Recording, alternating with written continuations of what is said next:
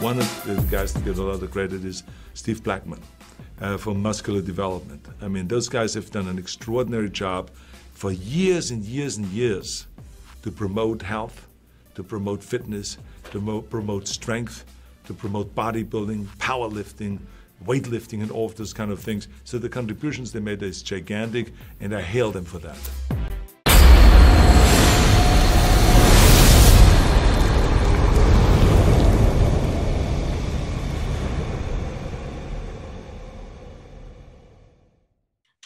Hey everybody, welcome to the Ron Line Report. Just days away from the 2022 Arnold Classic, and we're privileged today to talk to none other than the King Snake himself. He is a 5-time pro champion. He's a top 6 Mr. Olympia finalist.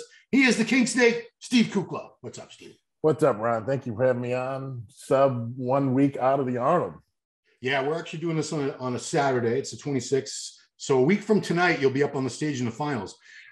First of all, this is the first year they've changed it to a 2-day format for the bodybuilding. It's been that way for other divisions, but they're kind of imitating the Olympia format now with a Friday night judging and a Saturday night finals. Yeah, I didn't know about it going into the show, but I found out personally maybe 3 or 4 weeks ago. Not that it makes the biggest difference, but it definitely changes things up when it comes time to how we want to peak and what we want to do going into the 2-day show versus 1-day show. So I've often wondered about that. Obviously, you've done the Olympia several times. That's been a 2-day format for a long, long time. I think already by the time you were doing it, it had been that way for a while. Is there a strategy that you still with Gina Jones? Is that still your coach? Gina Davis, yes. Gina Jones. Who's Gina Jones? Sounds like some porn star. I was probably watching something before this. So Gina, yeah. Do you guys have a strategy when you do 2-day shows as far as do you try to look differently on one day than the other? Because it's impossible to try to look exactly the same 2 nights in a row. I think the pros and cons to both. I think the pros is having enough time to make changes. If you need to dry out more, fill out more, you have enough time to do it. The cons to it is having to hold a condition for an additional 24 hours, which if you feel like you peaked one day, it's hard to peak both days, but it's not that it's out of the realm of possibility. And I know if you're in a good enough shape and condition, you don't do anything crazy. At least myself, I can hold condition really well into the 2 days. So looking at the Arnold the last 3 or 4 years, how it's played out for me, I think the 1-day show I love personally because you kind of you try to peak for 1 day, but the prejudgings have been really long and very strenuous on us, like where it consumes a lot of glycogen. You're burning through carbs like crazy. Your body's, I flatten out. And if I flatten out, I don't have that same look. And try to get, if you like toward the end of prejudging to go right into finals a couple hours later, there's really not a lot of time to kind of refill your body, rest a little bit and get back on stage. So I think it might play out in my favor for sure. Right on. Yeah. Another big change this year. The prize money, I want to say it doubled. Did it? About 30% increase. Okay, that's to my mathematical skills. That's double. So, what's first prize? Anything increase in this sport is good. Exactly. So, is it 200 now for the winner? 200 for first. 200K. Thank you. Good job. Random question: how old do you think this King Snake shirt is? That's 2000. That's circa 2010, 2011. That's old school. Cobra on the back. Yeah, look at that. The OG Kuklo shirt. Yeah. I love it. From the old days. I got to go back because I looked and saw the last time we actually spoke was right before the last Arnold, which was only 6 months ago. Seems kind of quick to have another Arnold, but thank God that they're putting it back in the normal schedule. So at that time, you were hoping to qualify you wanted to win the show, obviously, but you wanted to qualify for the Olympia. And I don't know how many points you missed qualifying. It couldn't have been a whole lot, but geez, to not have you in the Olympia was a shame. I was like, yeah, I know. In retrospect, do you wish you had started the season a little earlier? Because you just did Texas Pro and Arnold Classic. You kind of had all your eggs in 2 baskets, I guess. The way I look at it is, I felt I could have won the Texas show and or even won the Arnold. So it's. You look back at it, I could have probably done 1 or 2 more shows, have won or got more points to go into the going to Olympia, but I really want to go in on a W. I think going in Olympia on a win is something that holds a little more credibility than just showing up on points. Sure. But I'm not mad at it. It gave me some time to kind of reevaluate and think about things and how I wanted to move forward with my next prep and what I needed to do to improve. And I think it's one of the things I could say that I do is take criticism for my physique, and then also take that criticism in a constructive way and say, okay, what do I need to change and what do I need to do moving forward? Yeah, because that Texas Pro, I thought you looked, I was getting shit because during the play-by-play, I was calling you as the winner all throughout judging. Yeah. Nothing against Deanna. He's got a fantastic physique himself, but it certainly could have gone your way. And I don't think there would have been too many complaints at all. I think it had to come down to like a point or a half a millionth of a point. Very close. It was very close. But man, yeah. Are you cool with Ian? Do you guys talk? Are you buddies? I don't know. Yeah, I mean, he's Canadian, so I will excuse him for that. No, we're all the guys are very cordial backstage and very nice and supportive of one another.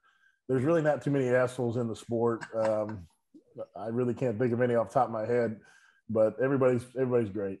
Yeah.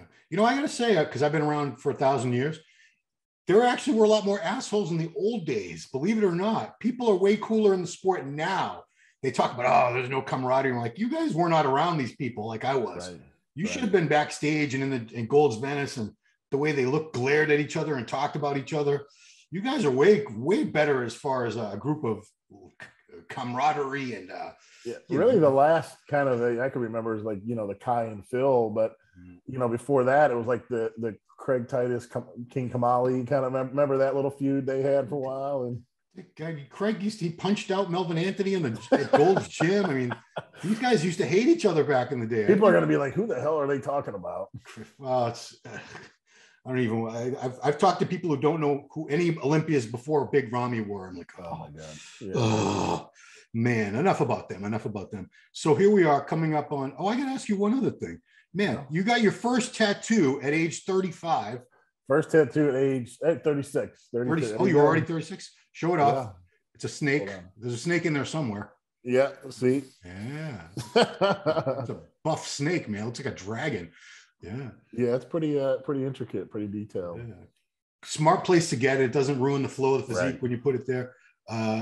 So you only got one more spot, really. You can do the other arm, and after that, start screwing things up. Right. But what possessed you at age 36? I was like 32. I was no spring chicken when I started getting all the ink too. But I'm just curious because I'm a tattoo fanatic. I would say that it's something that I wanted, but it had to really have.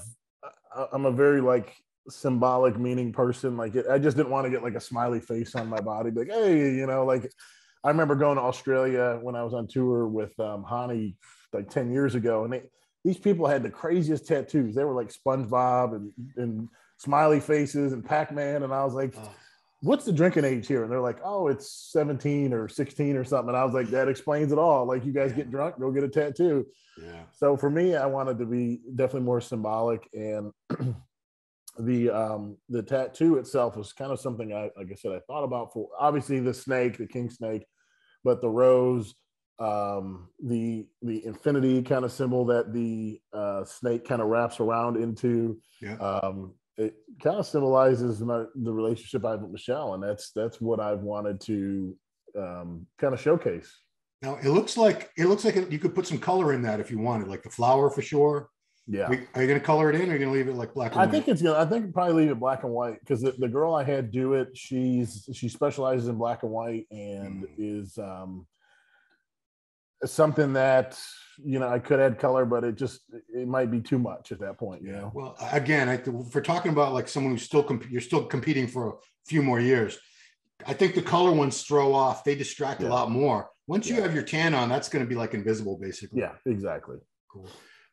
So I heard you got sick, and I thought it happened a while ago. And every time we hear sick, we think COVID, COVID, COVID. Right. Apparently, that's the only illness that human beings can get anymore. Give us the good news. Well, it was just a few days ago. So it was about 11 days out. I started getting a little bit of sore throat, like on a Monday night, and then kind of let's see, Tuesday I woke up and I'm like, I can't even drink water or put anything down. Like my throat was just so raw. And I was like, I have strep throat. My, tonsils, or not tonsil, but my lymph nodes were really swollen. So, I mean, every, symptom was pointing at strep throat. So I ended up getting on some antibiotics. My doctor called in some Z-Pak and Augmentin. Started that right away. And I'd say, within 3 days, I feel much better. And then today was the first day I felt like close to 100%, which is good. But, sleeping was difficult because you have a hard time kind of swallowing and breathing, and then not eating, the amount of food we have to eat. It feels like you're swallowing razor blades. So that, it sucks. But, I used those couple of days of rest my body, and I think it played in my favor. I really did. Yeah, you sound fine. I would never have known you had strep.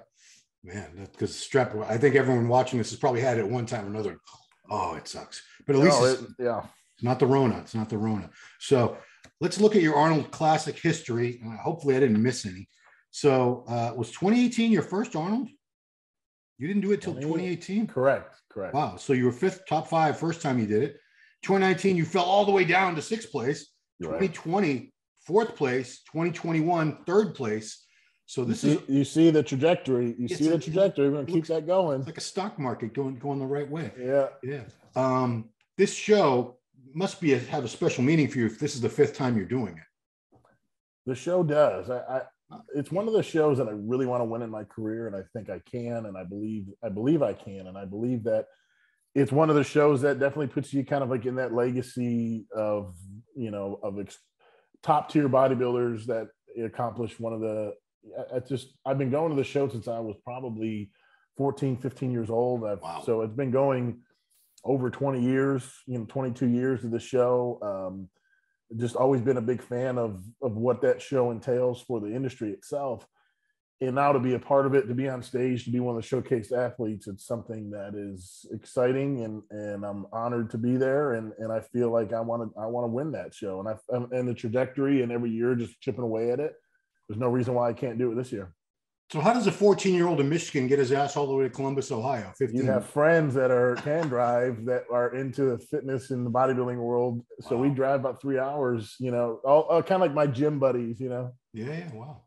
Because, I remember I've said this before, but you were physically mature way ahead of your years. When you were like 20, you already looked like a grown-ass man. The height, the width, you were just a big dude. Yeah. You didn't have a baby face. If you'd had like the facial hair back then, I think you could have gotten into that club you couldn't get into. Yeah, right. Going way back. But tell me about this. People love to talk about the new guys, and they kind of forget about the guys who've been around a long time, who have established themselves many, many times in very difficult lineups, such as yourself. You've been up there with the best of the best many, many times. I don't know. Does it bother or annoy you at all that people are focusing on like, oh, Brett, Brett, the new guys? Everyone loves talk about the new rookie guys on the scene. It doesn't. I think it's props to them. They've turned a lot of heads their way. They've got a lot of eyeballs looking at them, and that's the social media era we live in. A couple people post about them, and then everybody's kind of looking into them. Or I think Brent's one of those guys that's got an amazing physique, that's put in the work. I commend him for his hard work and what he's bringing to the table. I know he's got somebody you can't sleep on. You can't say, oh, he's just a rookie, so there's no reason why I got to worry about him. Like you look at like Nick Walker brought it last year as a rookie, and he won. So I think Brent is one of the physiques that you can, again, through hard work, through time, through what it takes to be a bodybuilder at this level, he's done it to a T. And the other guys that I hear, you have the guys they talk about. You got the Brandons and the Bonaks who've proven themselves. Sure. But I don't mind kind of being a dark horse. I don't mind, because then when I trickle out some photos and put up a little video, people are like, oh damn, like Steve is showing up. Yeah, you don't put out a lot, but I remember you did one with you looked at seated dumbbell curls a few days ago. Yeah. Everybody was sharing that to everyone's account. So, I guess it's cool when you don't put out a ton of content all the time, because then when you do put something out, people are like, oh my God, I forgot. He looks pretty damn great. Another thing I want to talk about is your approach to off-season prep is a lot healthier than a lot of guys really, they'll bulk up and get all kinds of water and fat, and it's not healthy. And Right. Healthy is a word that's taken on a lot more prominence over this past year.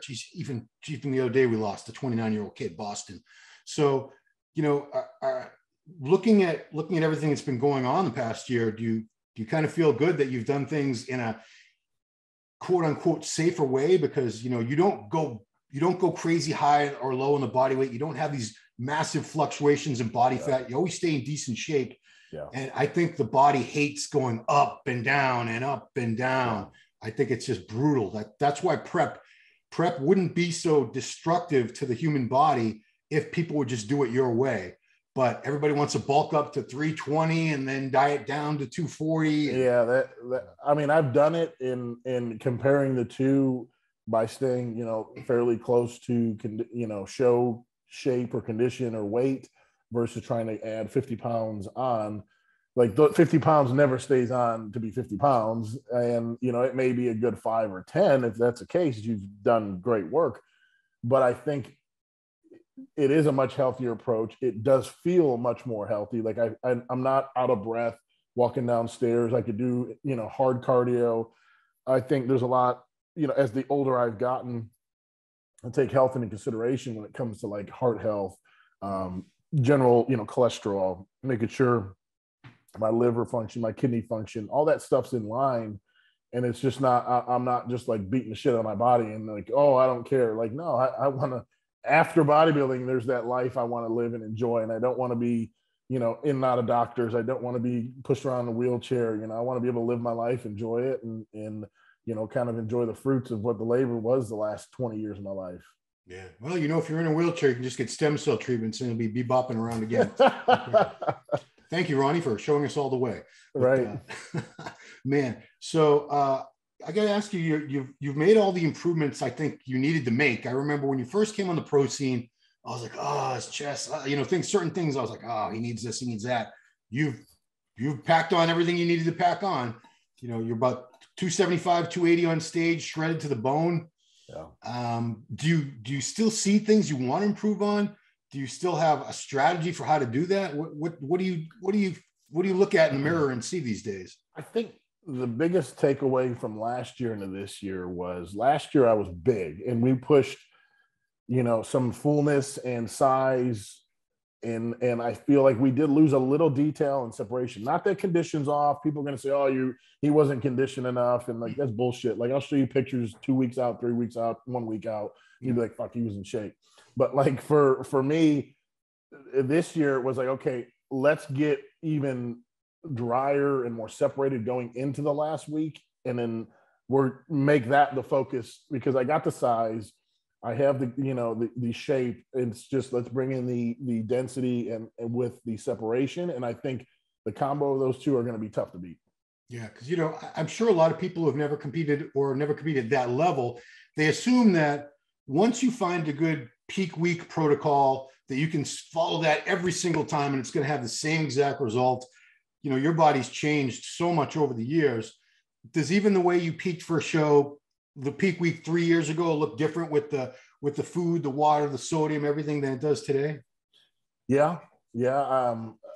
Every year it kind of changes. I think, how far we push food. I remember in my early 20s, mid 20s, like it just, the metabolism was cranking, digestion system is on point. Like there was unlimited food I could eat and it would just never get full enough. But now it definitely doesn't take as much food. I think that mature muscle, that sticks, and it just kind of, it's more of a fine balance of fullness, dryness, and making sure there's the details there. And I think I've got a good combo with Gina of what we need to do.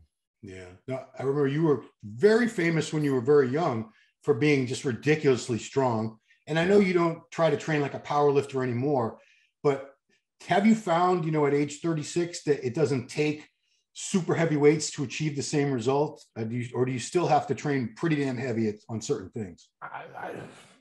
I've gone back and forth, and I could say there's a balance that I found that does work. And I think for me, I do have to stimulate it with some heavy weight as much as like, I don't want to go pick up the 200-pound dumbbells or squat 500 pounds. But I know if I do that, that does something to my body that I feel like it just adds that thick kind of just that mass factor with it. Yeah. And then some of the more high volume approach supersets, that is what has helped bring in detail and shape things a little bit differently. So it's like a combo of the two. So as you get real close to a show, there's two schools of thought. Like, you need to back off on the weight. You got to play it safe. There's no water in your body. There's no fat. You're very susceptible to injuries and so on. But other camp says, if you do that, you're going to lose that muscle density and fullness. You need to stay heavy all the way into the end. Do you fall either one of those, somewhere in the middle? What do you believe? I push it to, like, today was my last leg day. And to me, I think I went up to 405 on squat, and I finished with 405 or 20 reps on the last movement of my leg workout. Wow. So it, do I pull back? Like, if I see my energy levels, be a little bit less than where they are in off season, or where you have more food behind you or body fat, but I don't use it as an excuse to pull back too much. Like, if I feel good about it and I feel like I can control the weight, then I'm going to do it. Yeah. As far as, trying to figure out which shows you're going to do, what time of the year, that's something I don't think a lot of the fans understand, is you can't just do every show. No. You do need to give your body breaks. You do have to have some kind of off season times. Was it tough for you to decide on this, Arnold? Because now, if you want to keep going, you're going to do the Boston Pro. Thank you for coming to Boston. It's going to be an awesome new show. But, then what do you do? Because obviously the ultimate goal for someone at your level is the Olympia, which is until December. Right. So in your head, like, how do you plan this out for the year? Well, we're kind of putting a lot of eggs in the early basket, so to speak, now with the Arnold and Boston Pro. There's a lot of shows I would love to do this year, but then again, it would be a year of prepping all year long, which by the time Olympia would roll around in December, our body would be fatigued, tired. I think there's mental fatigue that comes with it as well, that you're just like, screw this, like I'm so exhausted, kind of thing. Yeah.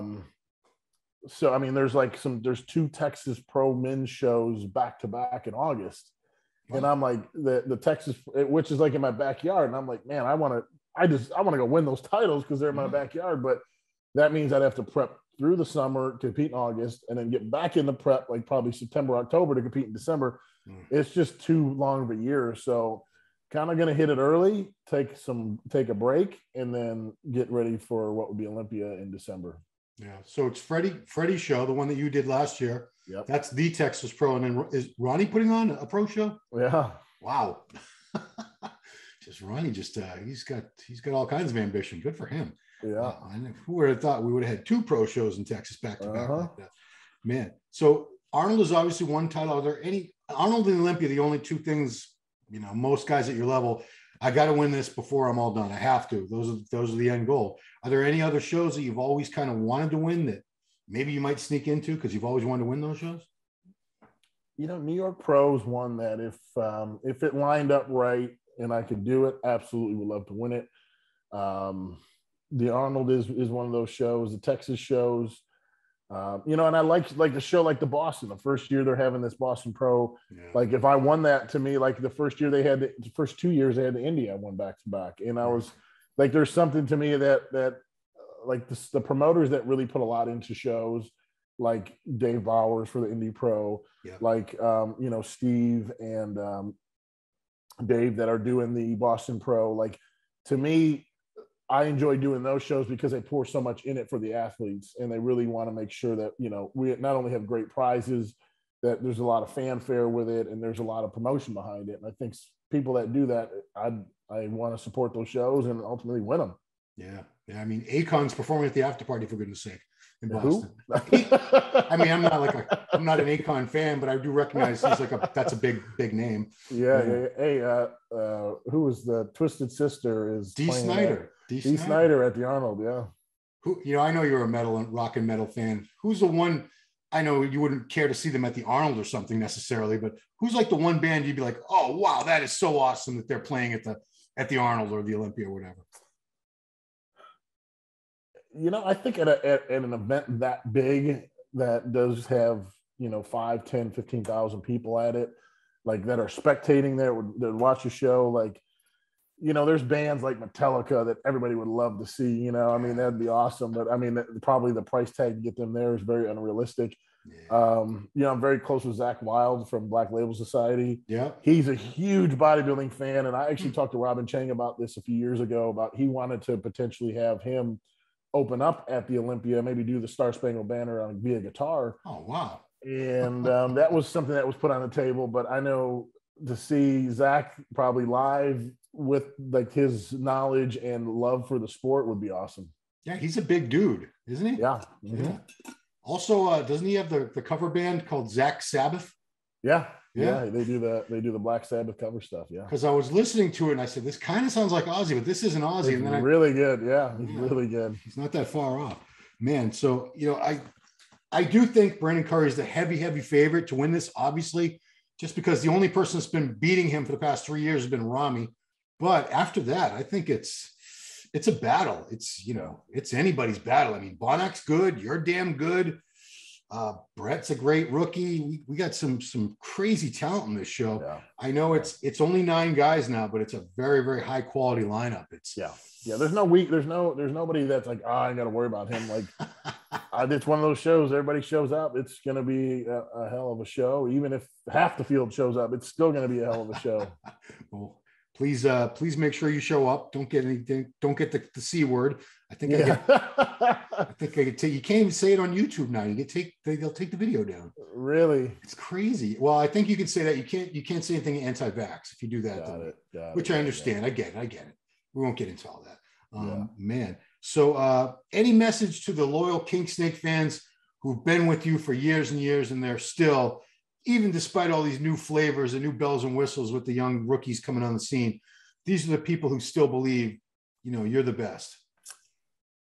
They've been loyal, and I my hat's off to them. I applaud them for not only having my back, but knowing the potential of me. And this sport is it's more of a marathon than a race. I think there's a lot of guys that come and go, and a lot of guys that people forget about. But I've had a very loyal following, and people respect, I think, hard work and the way I always treat people the way I'd want to be treated. Anybody that comes up to me that's a true fan that will want to take a picture or talk for a minute, I'd give them all the time in the world, and I think that's carried me through with my fans, and I really enjoy not only meeting them, but they're them being a fan. So it's never going to stop. I'm always going to be who I am. I don't put on a show for people. It's what you see is what you get online and in person.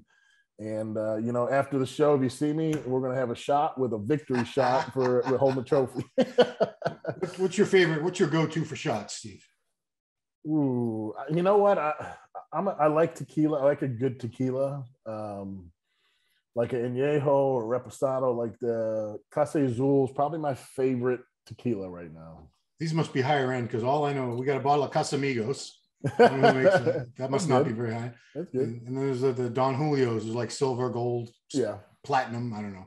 Mm-hmm. These ones, like, even they must be higher end than that. A little bit higher. There you go. Well, I'm not spending that much money to get drunk. I'm sorry. Yeah, right.